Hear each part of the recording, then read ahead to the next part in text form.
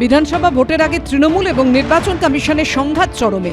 তাতেই নতুন মাত্রা যোগ করে এবার চাঞ্চল্যকর অভিযোগ তুলল তৃণমূল।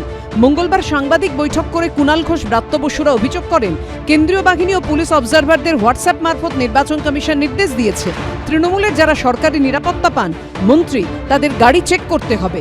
তৃণমূলের অভিযোগ, সেখানেই বলা হয়েছে বিশেষভাবে অভিষেক বন্দ্যোপাধ্যায় এবং তার স্ত্রীর গাড়ি চেক করতে হবে। মুখ্যমন্ত্রীকে বাদ দিয়ে বাকি সমস্ত টিএমসি যারা নিরাপত্তা পান তাদের চেক করতে হবে এবং বিশেষভাবে অভিষেক বন্দ্যোপাধ্যায় আমাদের সেনাপতির নাম করা হয়েছে এবং তার স্ত্রীর গাড়ি চেক করতে হবে। এটা সেন্ট্রাল ফোর্সকে বলছে এবং পুলিশ অবজারভারদের এই হোয়াটসঅ্যাপের নির্দেশটা দেওয়া হয়েছে।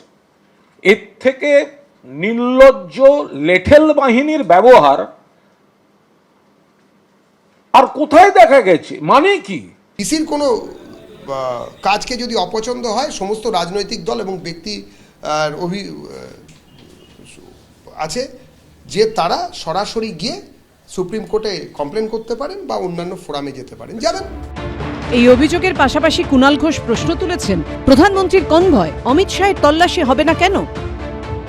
এবার আমরা যদি উল্টে বলি যে বিজেপির যে কেন্দ্রীয় বাহিনী, সেন্ট্রাল সিকিউরিটি যাদের আছে, তাদের যদি এখন চেক করা শুরু হয়, অমিত শাহ তল্লাশি হবে না কেন?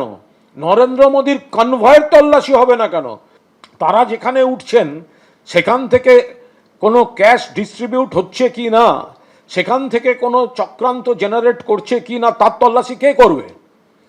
এই জ্ঞানেশ কুমার তো অমিত শাহের চা জল খাবার দেওয়া লোক। এই প্রসঙ্গেই সরাসরি আমলা পুলিশ কর্তাদের একাংশকে হুঁশিয়ারি দিতে শোনা গেছে ব্রাত্য বসুকে।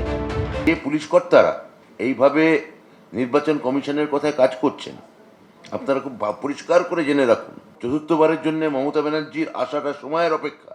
আপনাদের হয়তো কারুর 26 সালে রিটায়ারমেন্ট, আপনারা ভাবছেন মরিয়ে যা খুশি করি ওদের কথা শুনে চলি, কিন্তু অনেকের 29 সালে পরেও রিটায়ারমেন্ট থাকতে পারে। আপনাদের তালিকা যেমন বিজেপি করছে, আমাদের প্রশাসনও কিন্তু আপনাদের তালিকা করে রাখবে। বাঙালি এখন তার উত্তর দেওয়ার জন্য বদ্ধপরিকর দাঁড়িয়ে আছে। 26-এর নির্বাচন, তৃণমূলের বিসর্জন, আগামী 2 দিন মুখোমুখি গণতান্ত্রিকভাবে। ব্রাত্য বসু জিতে দেখান, তৃণমূল জিতে দেখান। যদিও তৃণমূলের এই অভিযোগ প্রসঙ্গে মঙ্গলবার সন্ধে পর্যন্ত নির্বাচন কমিশনের তরফে কোনো প্রতিক্রিয়া মেলেনি। কৃষ্ণেন্দু অধিকারী ও ময়ূখ ঠাকুর চক্রবর্তীর রিপোর্ট, এবিপি আনন্দ।